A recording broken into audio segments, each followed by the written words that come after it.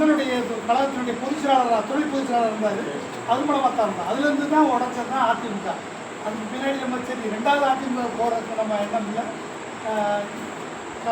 அதாவது இருக்கக்கூடிய எடப்பாடியுடைய கொள்கை ஏற்றுக்கிட்டு போகாமனு தான் இன்றைக்கி போனோம்.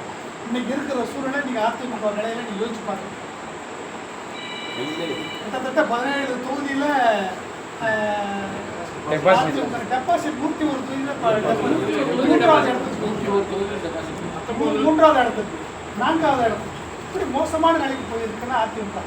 அப்படிப்பட்ட அதிமுகவில் பயணிக்கிறது நம்முடைய பொதுச் செயலாளர், அதிமுக நம்முடைய அமமுக பொதுச் செயலாளர் டிடிஎம்னுடைய செயலாளர் இன்னைக்கு 4 நாளில் மோசமாக மக்கள் மத்தியில் நிறைய பேர் என்று சொல்லுவாங்க. ஏன்னா என்ன அதில் இருக்கீங்க அப்படின்னு சொன்னாங்க. இருந்தாலும் பொதுச் செயலாளர் நம்ம ஏற்றுக்க முடியாது, அதாவது ஏற்று பேச முடியல. அவருடைய நம்மளாம் நினச்சிக்கிறோம் அவருடைய எப்படிப்பட்ட கருத்துக்கெல்லாம் சொல்லுவார். பேட்டிகள் எல்லாம் ரொம்ப சுருக்கமாகவும் ரொம்ப தெளிவாகவும் சொல்லுவார் அப்படின்ற ஒரு பெருமையாக நினச்சாங்க. ஆனால் இந்த 4 நாளில் அவருடைய பேட்டிகள் பார்க்கும்போது மக்கள்கிட்ட ரசிக்கலை, மேலும் மேலும் கெட்ட பேரத்தான் உருவாக்கிறது. தவிர இது யாரோட முகமாக? எடப்பாடியுடைய முகமாக அதை காட்டுறாரு.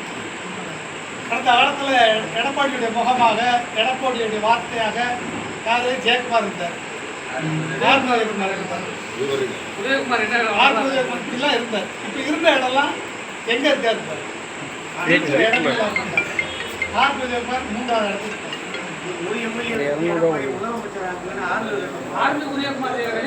ஜெயக்குமார் டெபாசிட் இழந்தார். இப்படி மோசமாக நடக்கிறது.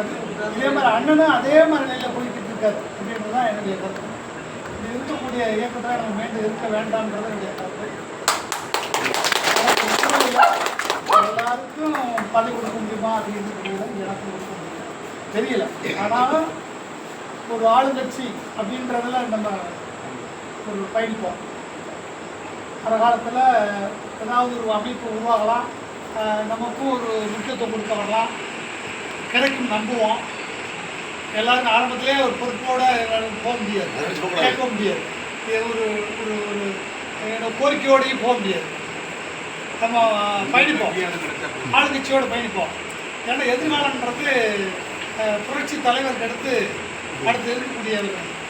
ஏன்னா நான் என்னை சொல்லி அண்ணன் கூட சொல்லுவேன். அண்ணன் சொல்லும்போது ஏன்னா இப்படி இருக்கேன், இப்படி இருக்கும்போது என்னுடைய செல்வாக்கோடு போகும்போது மக்கள் ஓட்டாகும் யாருமே அப்படின்னு அதை நம்பி. ஆனால் நம்ம ஜெயிக்க முடியுமா அப்படின்னு கேட்டார். ஆனால் அவருடைய கணிப்பு தப்பாக இருந்துச்சு, அவருடைய கணிப்பு தவறாயிடுச்சு. நம்மெல்லாம் ஒரு கூட்டத்தை கொண்டு போனோம்னா கொண்டாந்து சேர்க்கறதை பெரிய பாடத்தை சேர்த்தோம்.